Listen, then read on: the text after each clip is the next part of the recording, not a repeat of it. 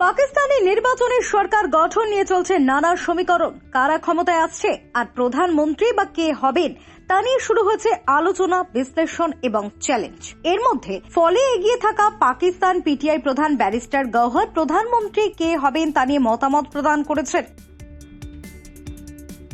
PTI এর এই শীর্ষ নেতা বলেছেন, পাকিস্তানের পরবর্তী প্রধানমন্ত্রী কে হবেন তা ঠিক করবেন ইমরান খান, তাতে তিনি কারাগারে থাকেন অথবা বাইরেই থাকেন। পাকিস্তানের সংবাদ মাধ্যম এক্সপ্রেস ট্রিবিউন এক প্রতিবেদনে বলা হয়েছে, পিটিআই নির্বাচনে 170 আসনে জয়ী হওয়ার দাবি করেছে। এছাড়া 22টি আসনে তারা নির্বাচিত হলেও তাদের পরাজিত করে দেওয়া হয়েছে। যদিও নির্বাচন কমিশনের তথ্য মতে পিটিআই 94 আসনে বিজয়ী হয়েছে। নির্বাচনের সংখ্যাগরিষ্ঠ আসন লাভের এমন দাবির পর দ্রুত জোট গঠনের ঘোষণা দিয়েছে পিটিআই। সাবেক প্রধানমন্ত্রী ইমরান খানের ঘনিষ্ঠ এবং মিডিয়া উপদেষ্টা জুলফি বুখারী তিনি জানিয়েছেন, পিটিআই খুব দ্রুতই দলীয় ব্যানারের নাম ঘোষণা করবে। এরপরই স্বতন্ত্র প্রার্থীদের এই জোটে যোগ দিতে বলা হবে। পাকিস্তানের সংবিধান অনুযায়ী স্বতন্ত্র প্রার্থীরা নিজেরা সরকার গঠন করতে পারে না, এজন্য তাদের কোনো দলের সঙ্গে জোট করতে হয়। সরকার গঠনের জন্য বিজয়ী হওয়ার 72 ঘন্টার মধ্যে তাদের কোনো দলের মনোনয়ন নিতে হবে।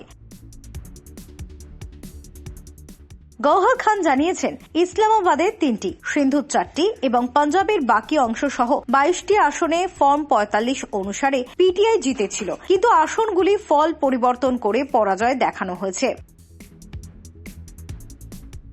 ইমরান খানকে অপরাধমূলক দোষী সাব্যস্ত হওয়ার কারণে নির্বাচনে প্রতিদ্বন্দ্বিতা করার অযোগ্য ঘোষণা করা হয়েছিল। সুপ্রিম কোর্টের সমর্থনে একটি রায়ে পিটিআই নির্বাচনী প্রতীকও কেড়ে নিয়েছে ইসিপি। ফলে পিটিআই নেতা এবং সমর্থকেরা স্বতন্ত্র প্রার্থী হিসেবে প্রতিদ্বন্দ্বিতা করেছেন।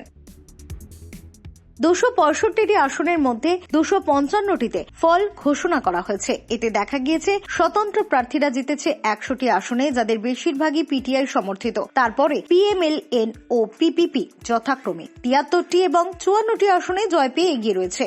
ব্যারিস্টার গওহর আলী খান বলেছেন, প্রাক্তন প্রধানমন্ত্রী ইমরান খানের আহ্বানে 8ই ফেব্রুয়ারি মানুষ শান্তিপূর্ণভাবে তাদের ভোটের অধিকার কাজে লাগিয়েছে। ভোটের পরের দিন দুপুর 2টোর মধ্যে ফল ঘোষণা করা এবং বিলম্ব হলে কারণ ব্যাখ্যা করা ইসিপির সাংবিধানিক এবং আইনগত দায়িত্ব। এর আগে সাধারণ নির্বাচনের ফলাফল ঘোষণার বিলম্ব নিয়ে পাকিস্তানের নির্বাচন কমিশনের সমালোচনার মধ্যে সাবেক প্রধানমন্ত্রী ও পিটিআই প্রতিষ্ঠাতা ইমরান খান শনিবার বিজয় ভাষণ দিয়েছেন। কৃত্রিম বুদ্ধিমত্তা দিয়ে তৈরি ভাষণে তিনি বলেছেন, নওয়াজ শরীফের লন্ডন পরিকল্পনা ভোটের দিনে ভোটারদের ব্যাপক ভোটদানের ফলে ব্যর্থ হয়েছে, কারণ তিনি দাবি করেছিলেন এই নির্বাচনে নিরঙ্কুশ বিজয় পাবেন। ব্যুরো রিপোর্ট, নবীন নিউজ।